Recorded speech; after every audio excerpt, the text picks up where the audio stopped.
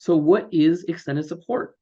Well, instead of upgrading to a newer major release of Python, you stay on the same release and simply receive a minor security patch from ActiveState that lets you run your existing code without migrating the code base.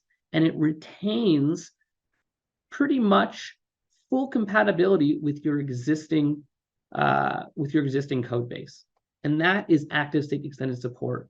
And it is really a fantastic option, an alternative. If you want to have a migration that is cheaper, right? You'll spend less resources potentially using an extended support version than doing a full migration. It's faster. It removes the risks. It still achieves the same objective as upgrading to a newer version, which is patching those security vulnerabilities, making sure your software supply chain is secure.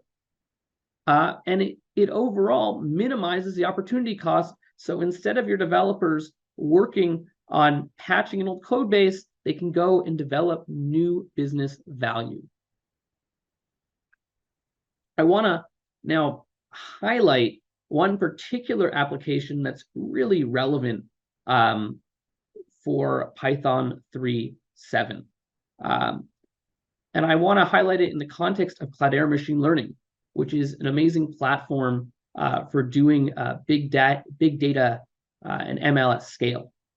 And a lot of folks on CML have written amazing batch processing jobs using Apache Spark to get insights from their data.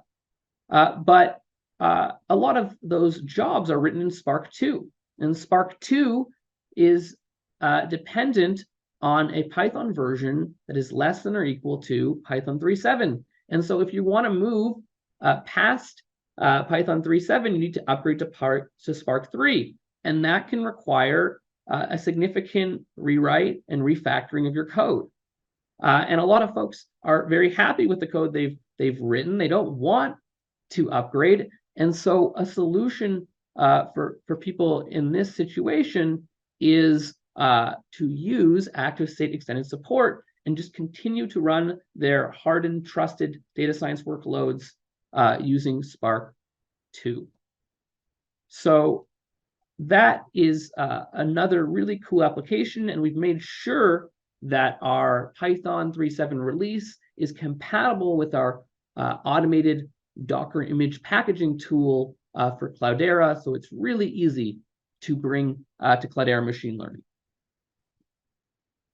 Let's say you have a huge code base, or you are running Spark 2, and you have an app in Cloudera that's stable, and you really don't want to touch it. You had contracted with a data scientist to build it. They are no longer around, and you just want to keep it working, but you don't want the risks of running an unsupported version of Python 3. Well, we're going to go back to our demo organization and take a look at this project, which was specifically configured for Cloudera. And the only thing that's different about this project is that we have our Cloudera ML runtime package to ensure we have all the dependencies that CML requires. And we've configured our Docker deployment method so we can bring our Docker image directly to Cloudera with all the necessary metadata. And what you'll see here is that we are using Python 3.7.17.3. And this version contains fixes for the vulnerabilities affecting Python 3.7, and will get patched continuously as new ones emerge. And it looks like some already have. And so we're going to continually patch this. I'm very excited to share that if you want to try this out today for a limited time, you will be able on a temporary basis to access our Python 3.7.17 extended support version, even on our free tiers. But this is a limited time thing only, just for you to test it out with your own apps. Now, once I've built a runtime, I can demonstrate actually bringing it and integrating it with an external service like Cloudera. We can download our Docker image, and these are the steps. So we'll load up our Cloudera workspace, and what we'll do is we'll actually import our Python 3.7 version directly into our runtime catalog.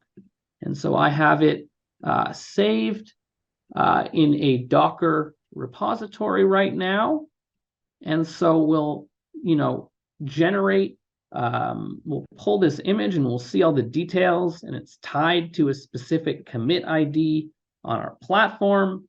We'll add it to the catalog, and then we'll be able to use it in our projects and sessions, and we can add it to our, Spark 2 projects to enable us to continue to use them in a secure manner. It's that simple. So this is a really easy way that without much expertise into your code base, you can continue to securely use your Spark 2 workloads on CML.